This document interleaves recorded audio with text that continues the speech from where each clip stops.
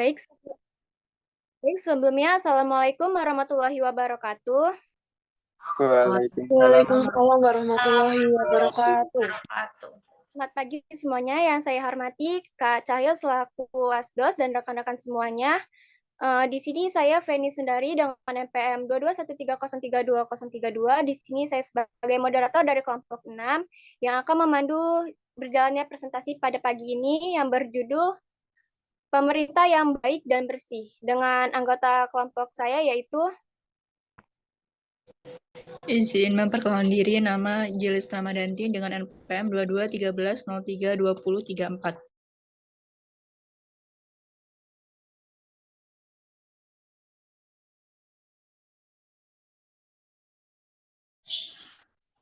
Izin memperkenalkan diri, nama saya Dwita Fitri Wulandari, NPM 2213032033.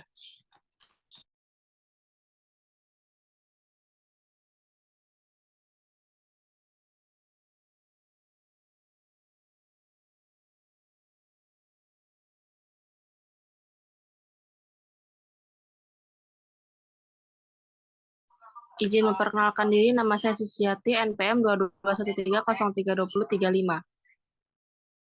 Izin memperkenalkan diri, nama saya Anggita Aprilia, NPM 2213032036. Izin memperkenalkan diri, perkenalkan nama saya Zahran Farida, NPM 2213032031.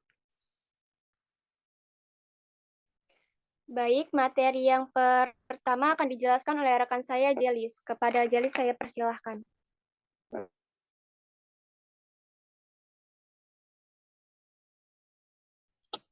Baik, terima kasih moderator atas kesempatan yang telah diberikan. Saya akan menyampaikan mengenai pengertian pemerintah yang baik dan bersih. Secara umum, pengertian pemerintah yang baik dan bersih adalah segala hal yang terkait dengan tindakan yang bersifat mengarah, mengendalikan atau mempengaruhi urusan publik untuk mewujudkan nilai-nilai tersebut dalam kehidupan sehari-hari. Sedangkan secara khusus, pengertian pemerintah yang baik dan bersih adalah perwujudan nilai-nilai luhur dalam mengarahkan warga negara melalui wujud pemerintah yang suci dan damai. Dalam definisi lain, pengertian pemerintah yang baik dan bersih adalah pelaksanaan politik, ekonomi, dan administrasi dalam mengelola masalah bangsa. Pemerintah yang baik dan bersih dapat terwujud apabila unsur negara dan masyarakat madani atau yang di dalamnya terdapat sektor swasta saling terkait. Syarat atau ketentuan agar pemerintahan bisa berjalan dengan baik yaitu bisa bergerak secara sinergis, tidak saling berlawanan dan mendapat dukungan dari rakyat, pembangunan dilaksanakan secara efektif dan efisien dalam hal biaya dan waktu. Terima kasih. Baik, materi yang selanjutnya akan saya sampaikan yaitu prinsip-prinsip pemerintah yang baik dan bersih. Dibagi menjadi 10 prinsip. Yang pertama yaitu partisipasi yang mendorong setiap warga untuk mempergunakan hak dalam menyampaikan pendapat dalam proses pengambilan keputusan yang baik mengikuti masyarakat, baik secara langsung maupun tidak langsung. Yang kedua ada penegakan hukum yang mewujudkan adanya penegakan hukum yang adil bagi semua pihak tanpa pengecualian, menjunjung tinggi HAM dan pemerintahan nilai-nilai yang hidup dalam masyarakat. Yang ketiga ada transparansi, yaitu menciptakan kepercayaan timbal balik antara pemerintah dan masyarakat melalui penyediaan informasi dan menjamin kemudahan di dalam memperoleh informasi yang akurat dan menandai. Yang keempat ada kesetaraan, yaitu memberi peluang yang sama bagi setiap anggota masyarakat untuk meningkatkan kesejahteraan. Yang kelima ada daya tangkap untuk meningkatkan kepekaan pada penyelenggaraan pemerintah terhadap akumulasi masyarakat tanpa terkecuali. Yang keenam ada wawasan ke depan, yaitu membangun daerah sesuai ulsi dan strategi yang jelas dan mengikuti setara warga dalam seluruh proses pembangunan sehingga warga merasa memiliki dan ingin bertanggung jawab terhadap kemajuan daerah. Yang ketujuh ada akuntabilitas yang meningkatkan akuntabilitas para mengambil keputusan dalam suatu bidang yang menyangkut kepentingan masyarakat luas. Yang ke-8 ada pengawasan meningkatkan upaya pengawasan terhadap penyelenggaraan pemerintah dan membangun dengan pengusahaan keterlibatan swasta dan masyarakat luar. Yang kesembilan ada efisien dan efisien yang menjamin terselenggaranya pelayanan kepada masyarakat dengan menggunakan sumber daya yang tersedia secara optimal dan bertanggung jawab. Yang kelima ada profesionalisme yang menjadikan kemampuan dan moral pelengkap pemerintah agar mampu memberi pelayanan yang mudah, cepat, tepat, dan bisa terjangkau. Materi yang selanjutnya akan dijelaskan oleh rekan saya, Dwita. Baik, terima kasih moderator. Di sini saya akan menjelaskan tentang perkembangan asas-asas umum pemerintahan yang baik. Asas yang baik menurut Undang-Undang Nomor 28 Tahun 1998 ada 7. Yang pertama ini adalah asas kepastian hukum. Asas kepastian hukum ini berguna untuk Asas kepastian hukum ini mengutamakan landasan peraturan perundang-undangan, kepatuhan maupun kebijakan penyelenggaraan negara. Yang kedua, asas tertib penyelenggaraan negara. Nah, asas ini itu berfungsi sebagai landasan keteraturan, kecocokan, hingga keseimbangan pengadilan penyelenggaraan negara. Yang ketiga ada asas kepentingan umum. Nah, asas kepentingan umum ini berfungsi untuk mendahulukan kesejahteraan umum. Yang keempat, asas keterbukaan. Nah, asas keterbukaan ini juga berfungsi untuk membuka diri bagi hak masyarakat untuk keperluan serta dengan adanya jaminan perlindungan atas hak asasi mereka. Yang kelima itu asas profesionalitas. Asas ini berguna untuk mengutamakan keahlian dengan kode etik sebagai landasan utamanya. Lanjut yang keenam, asas akuntabilitas. Asas ini berguna untuk menentukan bahwa setiap kegiatan harus senantiasa dipertanggungjawabkan kepada rakyat. Yang ketujuh, asas proporsionalitas. Asas ini berguna untuk mengutamakan keseimbangan antara hak dan kewajiban penyelenggaraan negara. Terima kasih. Baik, materi yang selanjutnya akan dijelaskan oleh rekan saya, Anggita. Pilar-pilar pemerintah yang baik dan bersih. Ada 3 pilar tata kelola pemerintah yang baik. Yang pertama, pemerintah berperan mengarahkan atau memfasilitasi kegiatan pembangunan untuk menciptakan kondisi politik, ekonomi, dan sosial yang stabil, membuat peraturan yang efektif dan berkeadilan, menyediakan public service yang efektif dan akuntabel, menegakkan hak asasi manusia, melindungi lingkungan hidup, dan mengurus standar kesehatan dan standar keselamatan publik. Yang kedua, swasta berperan sebagai pelaku utama dalam pembangunan, yaitu untuk menjalankan industri, menciptakan lapangan kerja, menyediakan insentif bagi karyawan, meningkatkan standar hidup masyarakat, memelihara lingkungan hidup, menaati peraturan, transfer ilmu pengetahuan dan teknologi kepada masyarakat, dan untuk menyediakan kredit bagi pengembangan UKM. Yang ketiga, masyarakat berperan sebagai pemeran utama, yaitu untuk menjaga agar hak-hak masyarakat terlindungi, mempengaruhi kebijakan publik sebagai sarana check and balance pemerintah, mengawasi penyalahgunaan wewenang sosial pemerintah, mengembangkan sumber daya manusia, yang terakhir sebagai sarana berkomunikasi antar anggota masyarakat. Sekian materi yang bisa saya sampaikan. Saya kembalikan ke moderator. Baik, materi yang selanjutnya akan disampaikan oleh rekan saya, Susiati. Implementasi pemerintahan yang baik dan bersih di Indonesia.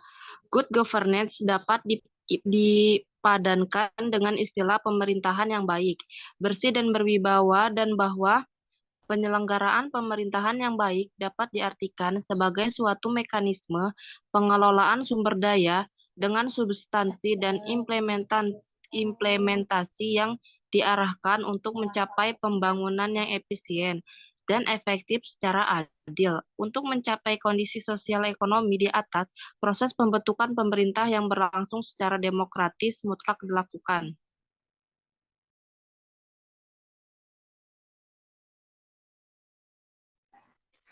Baik, materi yang selanjutnya akan dijelaskan oleh rekan saya, Zahra.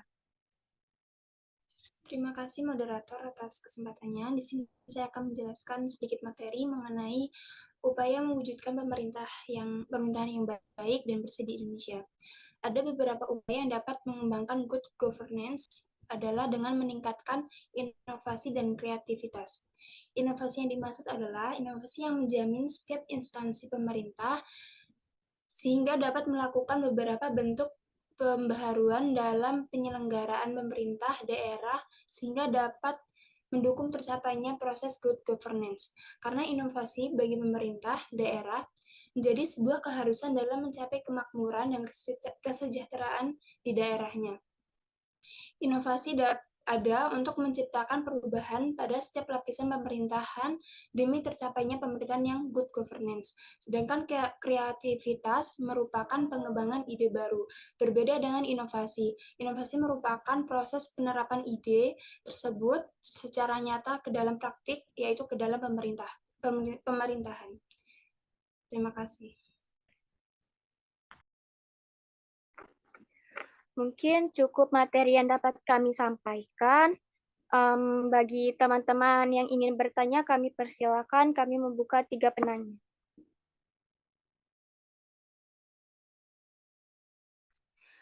Baik, Aisyah, saya persilakan. Terima kasih kepada moderator. Izin memperkenalkan diri, saya Aisyah Suciningrum, NPM 22311032024. Izin bertanya, kelompok ini kan menjelaskan tentang tentang pemerintahan yang baik dan bersih. Nah, menurut kelompok 6 nih, gimana sih pemerintahan yang ada di Indonesia? Apakah pemerintahan di Indonesia itu sudah baik dan bersih? Terus, apabila sudah baik dan bersih, tolong berikan contohnya. Dan apabila belum baik dan bersih, tolong berikan contohnya juga. Terima kasih. Baik, terima kasih Aisyah. Nopi, saya persilahkan. Terima kasih moderator atas waktunya. Saya di sini ingin bertanya, bagaimana peran kita sebagai mahasiswa dalam mewujudkan pemerintahan yang baik? Sekian, terima kasih. Baik, terima kasih Novia. Penanya selanjutnya, Feby, saya persilakan. Oke, terima kasih kepada moderator yang telah memberikan kesempatan kepada saya. Jadi saya ingin bertanya, mengapa sih good governance sangat penting diterapkan di era demokrasi seperti sekarang ini? Terima kasih. Baik, terima kasih kepada ketiga penanya. Beri kami waktu untuk menjawab 3 menit.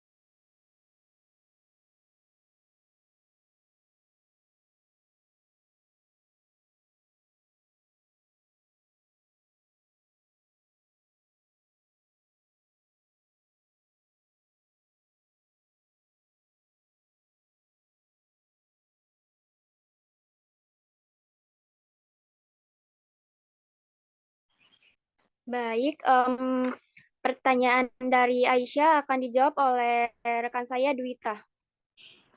Baik, saya akan menjawab pertanyaan dari Aisyah. Bentar.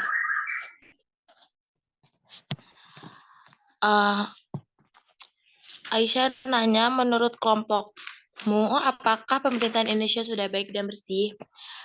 Kalau menurut saya, pemerintahan di Indonesia belum baik dan bersih. Karena pemerintahan yang baik adalah pemerintahan yang mau bertanggung jawab, yang menjalankan setiap kasus atau permasalahan dengan baik. Pemerintahan yang berjalan dengan solid serta sejalan dengan prinsip demokrasi yang efisien. Contohnya itu saya ngambil dari kasus mahasiswa UI yang ditabrak hingga tewas. Dari kasus tersebut, mahasiswa UI tersebut dianggap tersangka karena dianggap lalai. Nah, dari kasus itu menurut saya terjadinya penyelesaiannya tidak ada penyelesaian dalam kasus tersebut. Tidak ada kejujuran juga. Lalu itu aja, sekian. Apakah Aisyah dapat menerimanya? Oke, terima kasih Dita. Bagi rekan-rekan ada yang ingin menambahkan jawaban dari Dwita, saya silakan.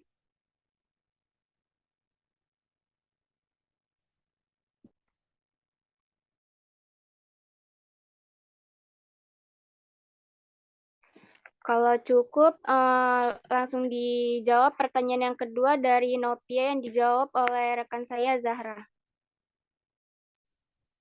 Baik, saya akan menjawab pertanyaan dari Novia, yaitu pertanyaannya, apa peran mahasiswa dalam mewujudkan pemerintahan yang baik?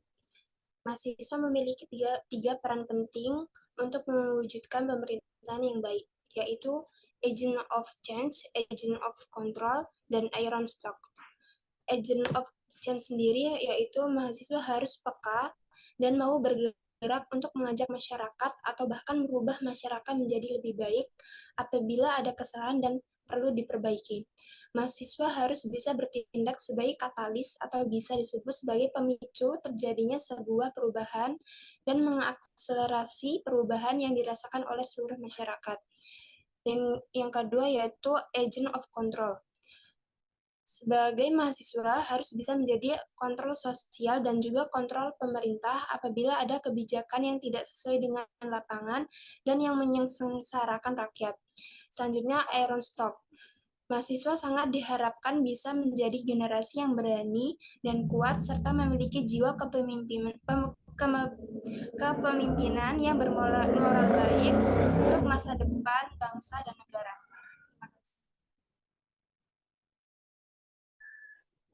Apakah cukup Novia jawaban dari Zahra? Cukup Zahra, terima kasih. Bagi rekan-rekan yang ingin menambahkan jawaban, saya silakan.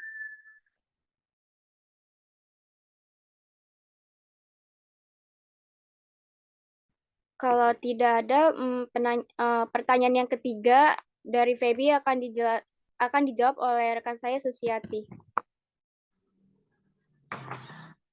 Pertanyaan Feby tadi, mengapa good governance sangat penting diterapkan di era demokrasi seperti sekarang ini? Jawabannya karena menjadi perantara kepentingan yang berbeda untuk memperoleh pilihan terbaik bagi kepentingan yang lebih luas, baik dalam hal kebijakan-kebijakan maupun prosedur.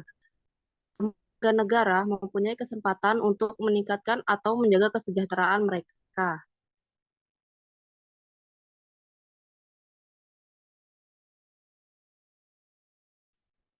Apakah jawaban dari Susi dapat diterima, Feb? Ya, oke, makasih ya. Mungkin cukup presentasi yang dapat kami sampaikan. Kurang lebihnya kami mohon maaf. Saya akhiri. Wassalamualaikum warahmatullahi wabarakatuh. Waalaikumsalam Waalaikumsalam warahmatullahi wabarakatuh.